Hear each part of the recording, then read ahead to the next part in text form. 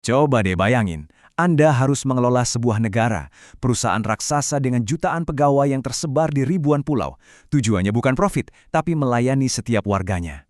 Nah, inilah tantangan yang luar biasa besar, mengemudikan kapal negara. Jadi pertanyaan gedenya kan gini, gimana caranya kita mastiin semua orang ini, dari pejabat paling tinggi sampai pelaksana di pelosok, bergerak ke arah yang sama? Gimana kita bisa ngukur kalau mereka semua benar-benar kerja untuk tujuan bangsa ini? Ternyata jawabannya ada di sebuah alat yang kelihatannya simpel tapi kuat banget, sebuah kompas. Setiap organisasi, apalagi yang segede negara, butuh kompas buat nunjukin arah.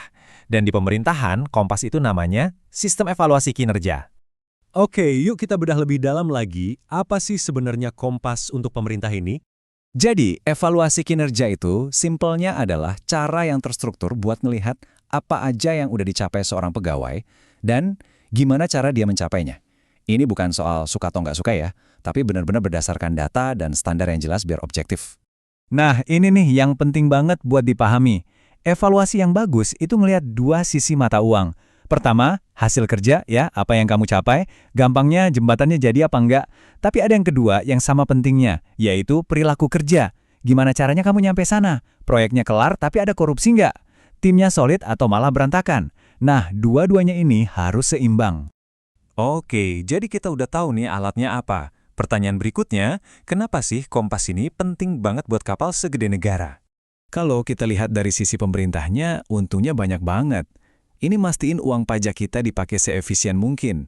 Ini bikin semuanya jadi lebih akuntabel dan transparan. Tapi yang paling keren, ini nyambungin kerjaan satu pegawai di mejanya dengan tujuan besar negara. Keren kan? Eits, tapi ini bukan cuma buat kepentingan organisasi loh. Buat pegawainya sendiri, ini tuh kayak peta jalan karir. Mereka jadi jelas, oh ini toh yang diharapkan dari saya. Mereka juga jadi tahu, saya kayaknya perlu belajar ini nih.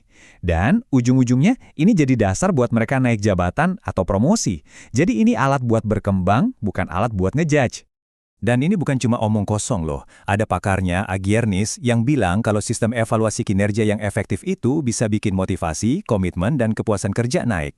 Jadi poinnya jelas banget ya, ini bukan soal ngontrol, tapi justru soal memberdayakan orang-orang di dalamnya. Oke, teorinya udah dapat, terus gimana prakteknya? Nah, kita coba lihat deh contohnya di Indonesia. Jadi, di Indonesia itu kompasnya dimulai dengan yang namanya SKP, singkatan dari Sasaran Kinerja Pegawai. Anggap aja ini semacam kontrak kinerja gitu deh, antara pegawai sama atasannya. Di awal tahun, mereka duduk bareng, nentuin targetnya apa aja. Semua jelas tertulis, hitam di atas putih.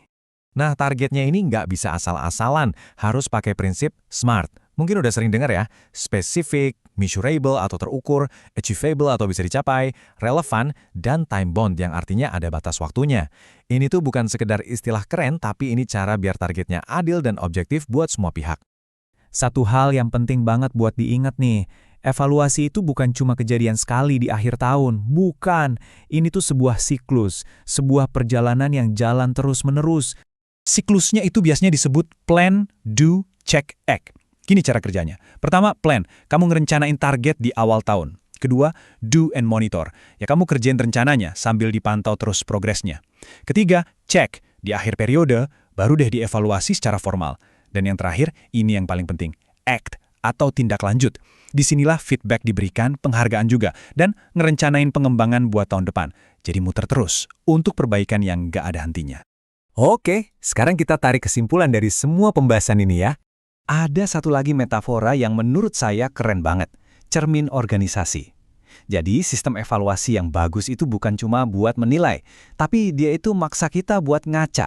Dia nunjukin di mana kekuatan kita, tapi yang lebih penting, dia juga nunjukin retak-retak di dalam organisasi yang harus cepat-cepat kita benerin sebelum kapalnya oleng.